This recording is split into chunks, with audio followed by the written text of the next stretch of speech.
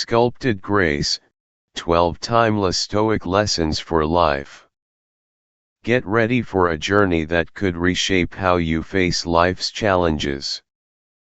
In this video, we're going to share 12 powerful Stoic lessons that have stood the test of time and continue to offer clarity and strength in today's fast-paced world. These teachings, drawn from the wisdom of Marcus Aurelius, Seneca, and Epictetus, will show you how to handle adversity, find inner calm, and live with purpose. We invite you to actively join us in this reflection. Share your thoughts in the comments as we move through each point, because your perspective adds to the collective wisdom we're building here. Stay with us until the very end. The final lesson brings all the teachings together in a way that can truly transform your mindset. Think of this not just as a video, but as a guided practice. The next few moments are your opportunity to pause, breathe, and see life through a different lens. The Stoics believed philosophy was not about abstract theory, but about how we live each day, and by the end of this journey, you may find that your outlook has shifted in profound ways. At Sculpted Grace, we believe that true growth comes not from avoiding life's storms, but from learning how to walk through them with dignity and courage. So, let's begin with the first timeless lesson. First point: control what you can, accept what you cannot. At the heart of Stoicism lies a profound distinction: some things are within our control, while others are not. Epictetus famously began his teaching with this principle, and it remains as relevant today as it was 2,000 years ago. Imagine standing on a beach watching the tide roll in. No matter how hard you shout, wave your arms, or plead, the ocean will not stop. The tide is beyond your control. But you can decide whether you stand still and let the waves crash over you, or whether you step back to safer ground. This choice, your response, belongs entirely to you. Too often we waste our strength trying to bend the world to our will, fighting against realities we cannot change. The Stoic instead saves that energy for what truly matters: their own actions, thoughts, and character. When a friend disappoints you, you cannot control their choices, but you can control how you respond, with bitterness, or with calm dignity. When circumstances turn against you, you cannot control the event, but you can control whether you sink into despair or rise to meet the challenge. By practicing this distinction daily, asking, "Is this within my control or not?" we free ourselves from frustration and cultivate an unshakable inner peace. Second point: the power of perception.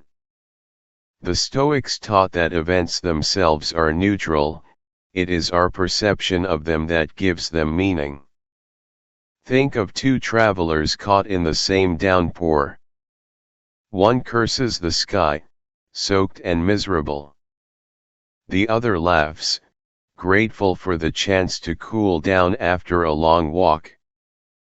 The rain is the same; what differs is the story each one tells themselves. This is why Marcus Aurelius wrote in his Meditations, "If you are distressed by anything external, the pain is not due to the thing itself, but to your estimate of it." By reshaping our perception, we reshape our experience. When we see challenges as teachers rather than punishments, obstacles become stepping stones rather than barriers. If a project fails, we can perceive it as shame, or as an invaluable lesson preparing us for future success. Training our perception is like polishing a lens. The clearer it becomes, the more beauty and opportunity we begin to see in every situation. Third point, value time over wealth. Seneca once observed that people guard their money with great care, yet squander their time carelessly, as though life were infinite. To the Stoics, time was the most precious currency, far greater than gold or fame. Imagine your life as an hourglass, each grain of sand a moment slipping irreversibly away. We cannot pause it, and we cannot refill it. This perspective urges us to spend time wisely.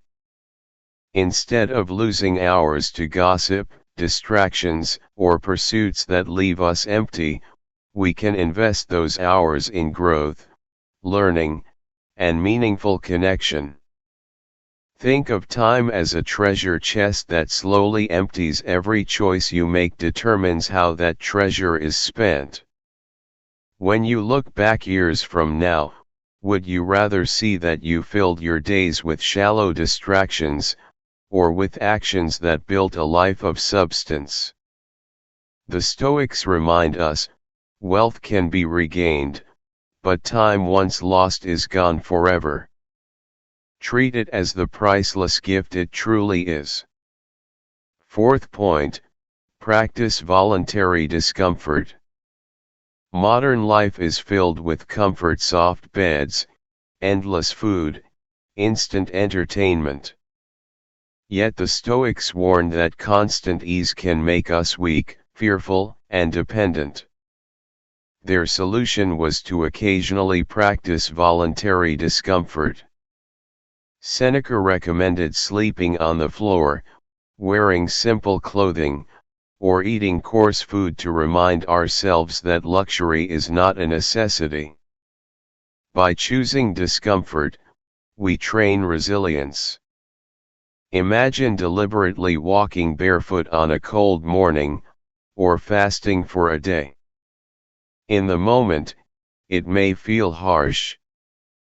But afterward, you realize how little you truly need to survive and how much strength you already possess.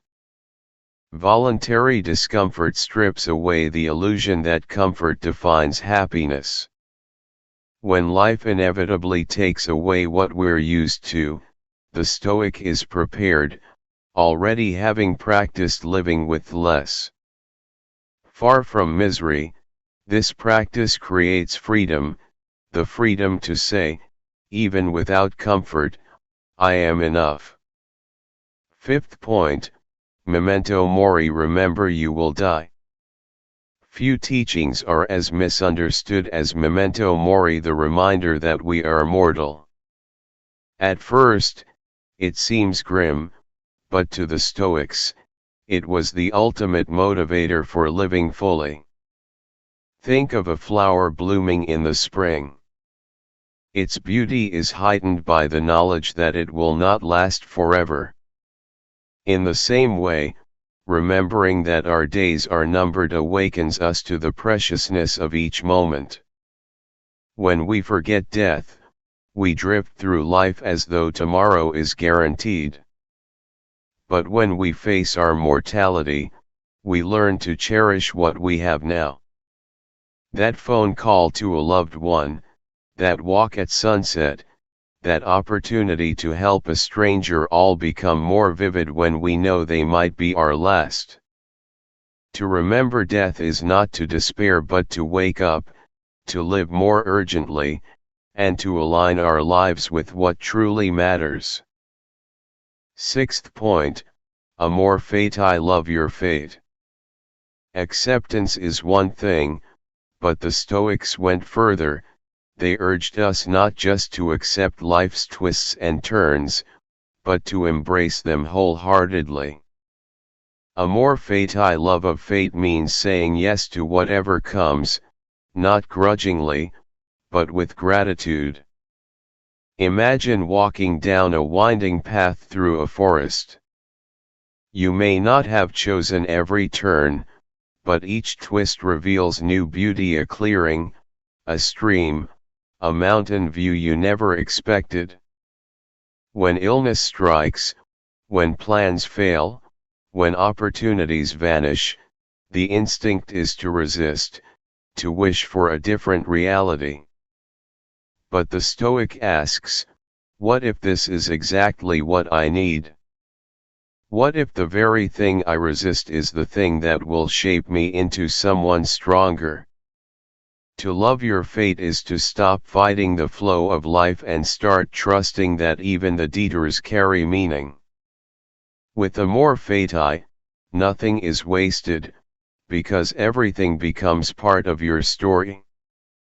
7th point, virtue as the highest good. For the Stoics, true happiness was not pleasure, wealth, or fame, but virtue, the consistent practice of wisdom, courage, justice, and self-discipline. Imagine life as a play. You cannot choose the role you're given: rich or poor, healthy or sick, praised or forgotten.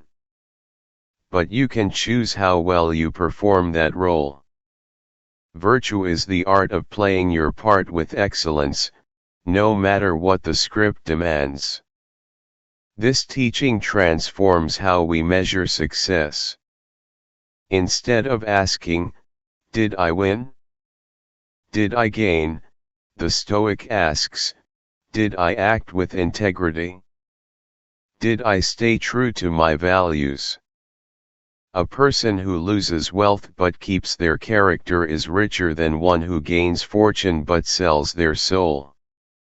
By living virtuously, we build a fortress of inner peace that no external force can shake.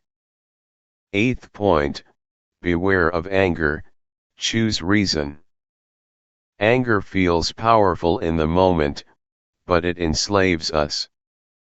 The Stoics described it as a form of temporary madness. Marcus Aurelius advised that the best revenge is not to become like the person who wronged you. Imagine carrying a hot coal in your hand, intending to throw it at someone. Before you can, you are already burned. That is what anger does. Instead, Stoicism calls us to respond with reason. When insulted, we can pause, breathe, and ask, does this truly harm me, or is it just words? When betrayed, we can reflect, will anger undo what has happened, or will it only chain me further to the pain? By choosing calm over rage, we maintain our dignity and our clarity of thought. Anger loses power the moment we refuse to feed it. 9th point, inner freedom, not external approval. We live in a world obsessed with approval, likes, followers, applause. But the Stoics warn that seeking validation from others is a prison. Imagine standing on a stage where hundreds of voices shout conflicting advice. If you try to please them all, you lose yourself entirely. Freedom comes when you step off that stage and listen instead to your own inner voice. Ask yourself, am I doing this because it is right, or because I want to be liked? Am I choosing this path because it aligns with my values, or because I fear others' judgment? By seeking approval only from your own conscience, you build an unshakable independence. External praise may come and go, but inner freedom is forever. 10th point, live according to nature. To live according to nature is to align with who we are and the world we inhabit. The Stoics saw humans as rational and social beings meant to live simply, justly, and in harmony with others. Think of a tree. It does not resent the winter, nor does it rush the spring. It fulfills its nature in every season with patience and balance. In modern life, this means stripping away the artificial layers of endless consumption and comparison.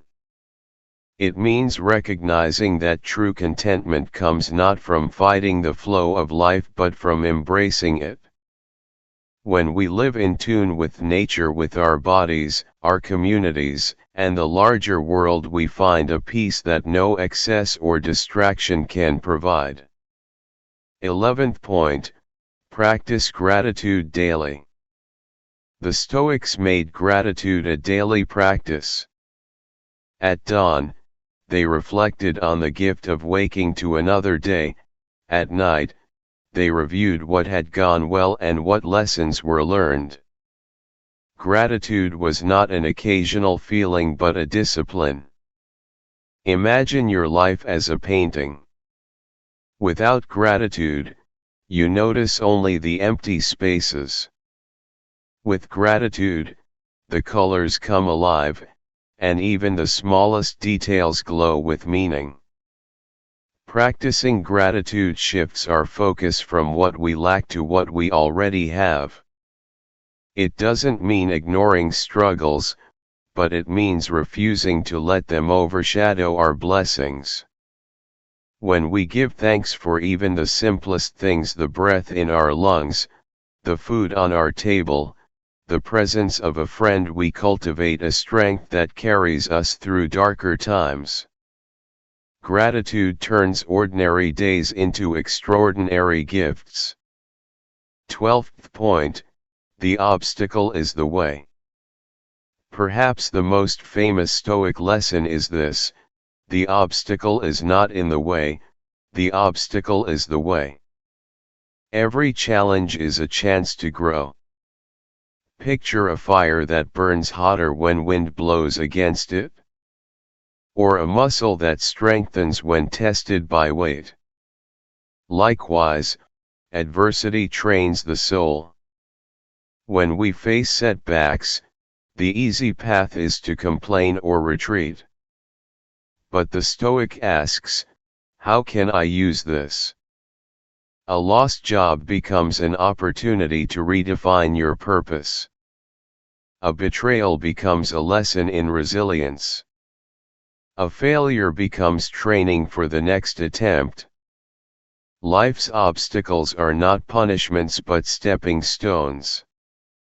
By walking them with courage, we turn difficulties into fuel for greatness. Closing reflections. And so we arrive at the end of these 12 Stoic lessons. Control what you can. Master your perceptions. Treasure your time. Embrace discomfort. Remember death. Love your fate. Live with virtue. Resist anger. Free yourself from approval. Flow with nature. Practice gratitude.